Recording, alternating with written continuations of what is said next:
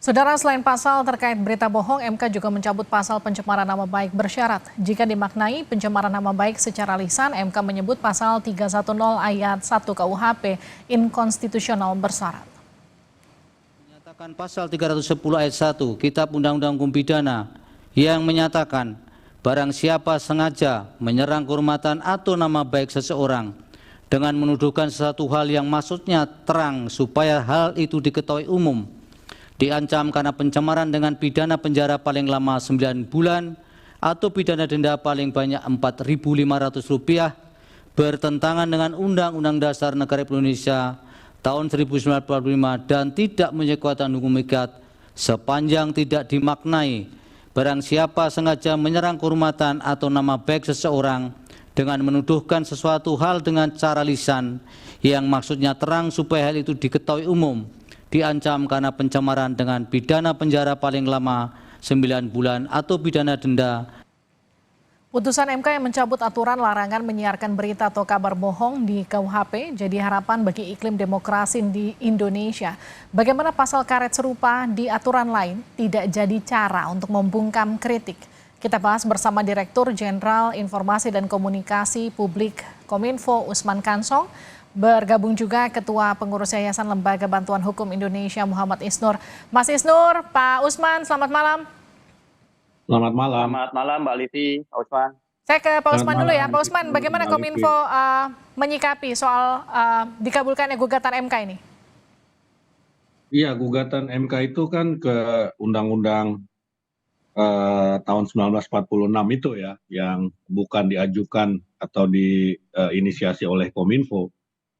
Pemerintah prinsipnya ya karena keputusan MK itu legal and binding ya tentu mengikuti ya keputusan MK ataupun ya keputusan MK terkait dengan pasal berita bohong itu yang disebut-sebut berita bohong, berita hoax ya, padahal tidak seperti itu ya, tidak ada kata hoax di Undang-Undang tahun 1946 itu begitu ya.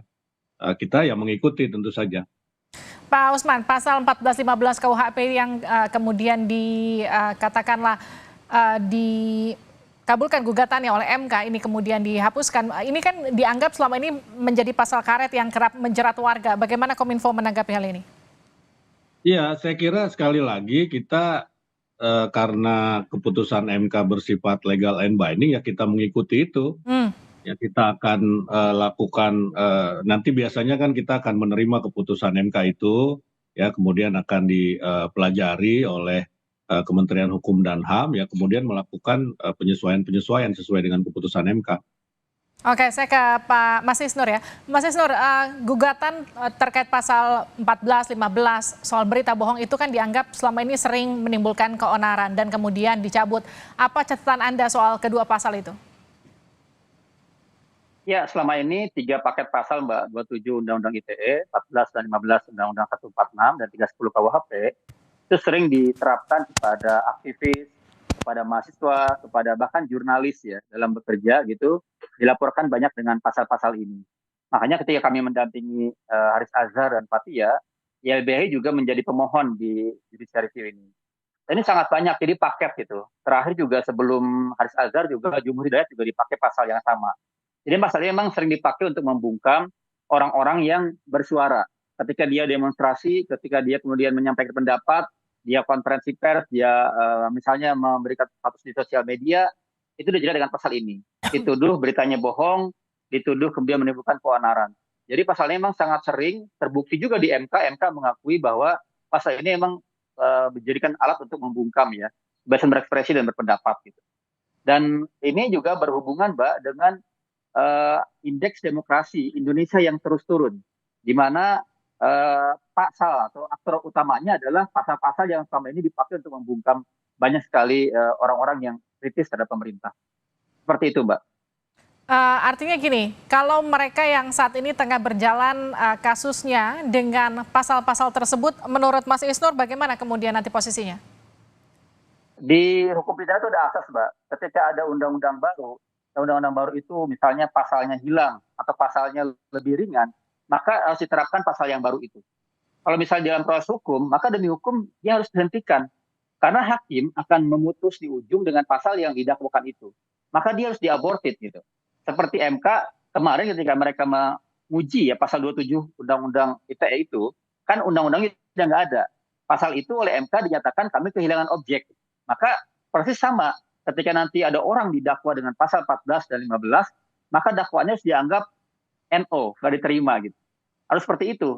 Nah kalau ada yang misalnya didakwa dengan pasal itu saja, dan kemudian saat sebelum putusan dia hilang pasalnya, harusnya hakim memutus dia tidak dapat diterima dakwaannya, seperti itu. Ada nggak menurut Mas Isnur pasal karet serupa yang kemudian bisa jadi ancaman untuk membungkam kritik yang kemudian masih belum diajukan gugatannya dan masih berlaku? Nah pasal 14, 15 ini Pak Usman, itu kemudian diadopsi oleh pasal 28 ayat 1 dan ayat 3 Undang-Undang ITE yang baru, Undang-Undang 1 tahun 2024. Jadi kalau kami ya menyarankan atau mendesak pemerintah, di sini ada Pak Usman, dan Pak Usman kan sangat memahami ya kebebasan berekspresi dan berpendapat sejak dahulu. Kami mendorong pemerintah segera mereview pasal ini. Karena semangatnya pasal sama dengan pasal 14-15, harusnya pasal 28 ayat 1 dan ayat 3 itu segera dihapus di Undang-Undang ITE. Karena deliknya pengaturannya sama, walaupun dia ada di wilayah internet, gitu. Di wilayah media yang berbasis cyber. Gitu. Jadi itu satu, Mbak. Baik. Yang kedua adalah pasal-pasal di KUHP. Pasal-pasal di KUHP yang kemudian juga dia mengadopsi pengaturan yang ada sekarang, itu perlu dicek oleh pemerintah dan DPR. Harusnya juga pasal-pasal di KUHP yang belum berlaku ya, nanti di 2026, harusnya dihapus tuh pasal-pasal yang serupa. Seperti itu. Oke, bagaimana Pak Usman? Ya, jadi sejauh terkait dengan kebebasan berpendapat, ini kan ada dua pikiran besar ya, atau benchmark yang bisa kita lakukan. Yang pertama adalah prinsip deliberative free speech. Ya ini dianut oleh Uni Eropa biasanya begitu. Jadi kebebasan berpendapat di ruang digital ini juga harus memperhatikan hak dan kebebasan orang lain juga. Ya supaya orang tidak serampangan menyatakan pendapatnya di ruang digital ya tetapi menghambat atau justru mengganggu kebebasan atau hak orang lain. Nah di Amerika itu beda lagi, dia menganut free speech absolutism. Jadi kebebasan berpendapat itu absolut, tidak boleh diatur-atur, negara tidak ikut campur tangan begitu. Nah Indonesia memang dalam banyak aturan atau regulasi terkait dengan dunia digital mengacu kepada Uni Eropa, misalnya GPDR ya, General Data Protection Regulation, atau kita menyebutnya Undang-Undang PDP, itu mengacu kepada Uni Eropa. Begitu juga Undang-Undang ITE, kita mengacu pada Uni Eropa. Kita ingin menciptakan ruang digital yang tetap menjunjung tinggi kebebasan berpendapat, ya, tetapi bagaimana kebebasan berpendapat itu bisa dilaksanakan, digunakan sebaik-baiknya tanpa menghambat, mengganggu ya kebebasan ataupun hak orang lain begitu ya, karena ini digital itu juga adalah ruang publik begitu. Nah terkait dengan Undang-Undang ITE yang baru perubahan kedua ini ada pengecualian-pengecualian yang digariskan di situ ya, misalnya kalau itu untuk kepentingan publik tentu masih dibolehkan, kalau itu untuk pembelaan diri itu masih dimungkinkan begitu. Nah jadi ada prasyarat tertentu. Kemudian juga yang mengadukan itu adalah orang yang terkena atau yang merasa dituduh, difitnah, dicemarkan nama baiknya, misalnya dalam konteks pencemaran nama baik ya. Kemudian dalam konteks hoax itu ada dua pasal yang mengatur ya dalam konteks hoax. Yang pertama ini terkait dengan ekonomi. Ya, terkait dengan ekonomi misalnya online scamming, ya penipuan secara online. Ya misalnya penipuan lowongan pekerjaan sebetulnya tidak ada, itu kan hoax juga. Nah, yang kedua itu tadi yang kita diskusikan ya terkait dengan hoax yang bisa memunculkan keonaran, ataupun kalau di perubahan perubahan kedua Undang-Undang ITE ini malah lebih tinggi lagi tuh, bukan cuma keonaran ya tapi kerusuhan begitu. Jadi prasyaratnya itu lebih tinggi lagi begitu kan. Kalau keonaran itu ya memang orang ribut-ribut saja mungkin bisa didefinisikan sebagai keonaran ya, tetapi kalau kerusuhan itu kan lebih tinggi lagi. Jadi kebohongan atau hoax yang berpotensi memunculkan kerusuhan itu yang ada di dalam perubahan kedua Undang-Undang ITE begitu. Nah, Mas Isnur, terkait dengan pengajuan Undang-Undang ITE yang ditolak karena MK itu kan sempat berdalih gugatannya kehilangan objek. Jadi setelah tadi apa yang dikatakan Pak Usman, ditambah hal ini, gimana dampaknya menurut Anda? Ya, kalau pasal 27 sudah berubah Mbak pasalnya. Bunyinya sudah berubah pasalnya. Jadi emang kehilangan pasal itu MK menurut kami wajar karena kehilangan objek. Nah, yang penting sekarang adalah pasal 28 ayat 1 dan 3 yang deliknya sama dengan delik 14 15 Undang-Undang 146 hukum pidana.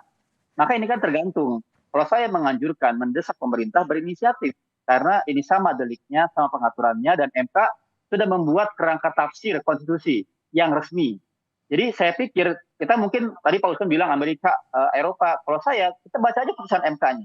MK sudah sangat baik mempertimbangkan tafsir dari pasal 28 hak asasi manusia di konstitusi.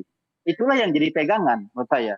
Dibanding kita membanding-bandingkan negara lain gitu ya. Tapi penting juga kalau Uni Eropa, malah saya melihat Uni Eropa tidak membatasi seperti di Indonesia gitu. Tentang bagaimana menyebarkan berita bohong dan lain-lain yang diatur di 28 ayat 3 Undang-Undang ITE. Nah yang kedua, kalau pemerintah tidak mau menguji, tidak mau melakukan review dirinya sendiri ya dengan DPR, tentu kami juga kemudian punya kesempatan, kami berniat untuk menguji pasal ini ke MK kembali. Dan seharusnya sih sebenarnya tidak harus diuji ya. Harusnya pemerintah berinisiatif juga untuk sama-sama dialog ya, sama-sama mengubah Undang-Undang ITE ini. Agar apa? Agar deliknya tidak seperti berdampak apa yang dimaksud oleh MK. Itu Mbak Livi. Bagaimana Pak Usman kalau dorongannya untuk minta mengubah? Iya, saya kira kan terbuka juga. Ya, pemerintah kan membuka diri. Buktinya Undang-Undang ITE ini sudah 2 kali mengalami perubahan begitu. Ya, tetapi kan kita lihat dasar perubahan itu seperti apa. Ya, kita lihat juga perkembangan.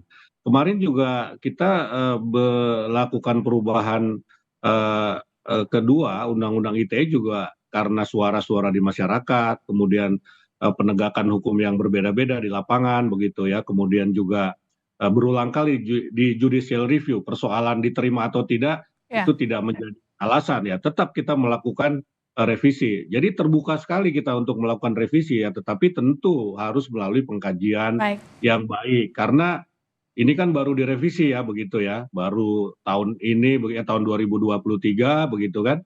Nah ini perlu kita kaji lebih bagus lagi ya karena ya terbuka lah ya, buktinya sudah 2 kali kok kita mengalami perubahan dan itu juga masukan dari teman-teman CSO, dari masyarakat secara umum maupun judicial review yang dilakukan di MK begitu. Artinya pemerintah terbuka ya soal hal itu ya Pak Usman?